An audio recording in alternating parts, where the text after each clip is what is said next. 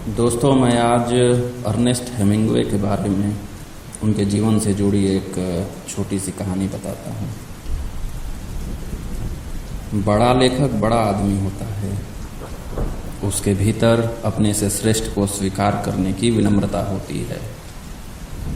वह अपने से पिछली पीढ़ी को कूड़ा नहीं बताता। कभी पढ़िएगा सलमान रश्दी ने एंजेला कार्टर के लिए या नाज़िम हिकमत ने गोर्की के लिए क्या लिखा है। अर्नेस्ट हेमिंग्वे को याद करते हुए गैब्रियल गार्सिया मार्केज ने एक शानदार लेख लिखा था। उसके कुछ टुकड़े मैं आपको बताता हूँ। मैंने उन्हें तुरंत पहचान लिया। 1957 के वसंत का एक बरसाती दिन था। वे अपनी पत्नी मैरी वेल्स के साथ सेंट माइकल बुलेवार से गुजर रहे थे। वे सड़क के दूसरी तरफ थे और एक बेहद घिसी हुई काउबॉय पतलून, चेकदार कमीज और बेसबॉल खिलाड़ियों वाली टोपी पहने लक्समबर्ग गार्डन्स की तरफ टहलते जा रहे थे। मेटल रिम वाला छोटा और गोल चश्मा इकलौती चीज़ थी जो उन पर नहीं जच रही थी। उसकी वजह से उनकी आकृति एक ऐसे आदमी की सी लगती थी जो असमय दादा बन गया हो। वे हाल ही में 59 के हुए थे। अलबत्ता उन्हें देखकर पशुओं जैसी उस शारीरिक ताकत का अंदाजा नहीं लगता था जैसा वे निस्संदेह चाहते रहे होंगे। उनके कुल्हे संकरे थे और लकड़हारों वाले खुरदुरे जूतों में उनकी टांगें थोड़ी क्रिस्काए नजर आती थीं। सेकेंड हैंड किताबों की दुकानों के बाहर यूनिवर्सिटी के छात्रों के बीच वे इस कदर जीवंत नजर आ रहे थे, इस बात की कल्पना करना असंभव था। उनके पास 4 साल का जीवन बचा था। सेकेंड के एक हिस्से के लिए, जैसा मेरे साथ अक्सर हुआ करता था, मैंने खुद को 2 तरह की भूमिकाएं निभाने की दुविधा में पाया।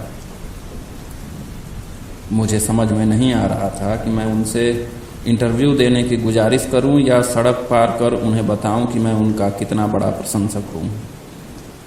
लेकिन इन दोनों विकल्पों से मुझे कुछ असुविधा महसूस हुई। उन दिनों मुझे उतनी ही अंग्रेजी आती थी जितनी अब आती है, और मुझे नहीं मालूम था कि बुल फाइटरों वाली उनकी स्पेनिश कैसी है। सो मैंने दोनों काम नहीं किए, क्योंकि वैसा करने से उस क्षण का मजा बिगड़ जाना था।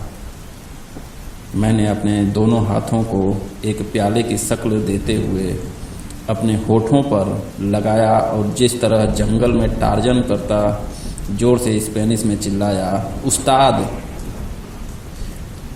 अर्नेस्ट हेमिंग्वे समझ गए कि छात्रों की उस भीड़ में वही इकलौते उस्ताद हो सकते थे। वे पलटे और अपना हाथ उठाकर किसी बच्चे की तरह जोर से स्पेनिश में बोले, अलविदा अमीगो। यह इकलौती बार घटा था जब मैंने उन्हें देखा। उन दिनों मैं 28 साल का एक अखबारी आदमी था जिसने एक उपन्यास लिख रखा था और जिसे कोलंबिया में साहित्य का एक इनाम मिल चुका था। लेकिन पेरिस में मैं बगैर दिशा के भटक रहा था। मेरे उस्ताद 2 उत्तरी अमेरिकी थे जिनके आपस में कोई भी बात एक जैसी नहीं थी। मैंने तब तक उनका लिखा छपा सारा कुछ पढ़ रखा था। उनमें से एक थे विलियम फॉकनर, जिन्हें मैंने कभी नहीं देखा और जिन्हें मैं कार्तिए ब्रेसों के खींचे उस मशहूर पोर्ट्रेट वाले किसान की तरह पहचानता था जो बगैर बाजू की कमीज पहने अपने 2 सफ़ेद कुत्तों के साथ अपनी बाह खुजलाते खड़े थे। दूसरे वे नश्वर सज्जन थे जिन्होंने अभी अभी सड़क के उस तरफ से मुझे गुड बाय कहा था। उनके ऐसा करने के बाद भीतर एक ऐसा प्रभाव छूटा मानो मेरे जीवन में कुछ घट गया हो और जिसने हर वक्त घटते जाना था। हेमिंग्वे का सारा काम यह दिखलाता है कि उनकी आत्मा चमकदार तो थी मगर उनका जीवन बहुत संक्षिप्त रहा। यह बात समझ में आती भी है। उनके भीतर का तनाव और लेखन की वैसी मजबूत तकनीक, इन दोनों को उपन्यास की विशाल और जोखिम भरी जमीन पर लंबे समय तक बनाए नहीं रखा जा सकता था। ऐसा उनका स्वभाव था और उनकी गलती यह थी कि उन्होंने अपनी ही आलीशान हदों को पार करने का प्रयास किया, और यह इसी वजह से है कि तमाम सतही चीज़ें किसी भी और लेखक से कहीं ज़्यादा उनके लेखन में देखी जाती है। इसके बरक्स उनकी कहानियों के साथ सबसे अच्छी बात यह है कि उन्हें पढ़कर लगता है कि कहीं किसी चीज़ की कमी है और यह चीज़ उन्हें खूबसूरत और रहस्यमय बनाती है। हमारे समय के एक और महान लेखक बोरहेस के साथ भी यही बात है, पर उसे इस बात का भान रहता है कि अपनी सीमाओं के पार न जाया जाए। फ्रांसिस मैकॉम्बर द्वारा शेर पर चलाई गई इकलौती गोली शिकार के नियमों के बारे में तो बहुत कुछ बताती ही है, लेखन के विज्ञान का सार भी उसमें निहित है। अपनी एक कहानी में हेमिंग्वे ने लिखा था कि लीरिया का एक सांड एक बुलफाइटर के सीने से रगड़ खाकर लौटता हुआ कोने पर मुड़ रही किसी बिल्ली जैसा लगा।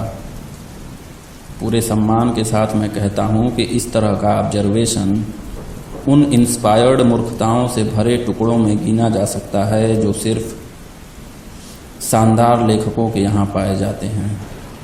हेमिंग्वे का सारा काम ऐसे ही सादा और चौंधिया देने वाली खोजों से भरा पड़ा है।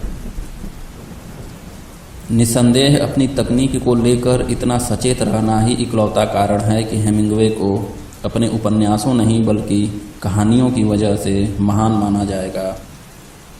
व्यक्तिगत रूप से मुझे उनकी एक कम चर्चित छोटी कहानी कैट इन द रेन सबसे महत्वपूर्ण लगती है। कुछ साल पहले मैं फिदेल कास्त्रो के साथ, जो साहित्य के बहुत जिद्दी पाठक हैं, एक कार में घुसा। मैंने देखा सीट पर लाल चमड़े में बाइंड की हुई एक छोटी सी किताब धरी है। ये मेरे उस्ताद हेमिंग्वे हैं, फिदेल ने मुझे बताया।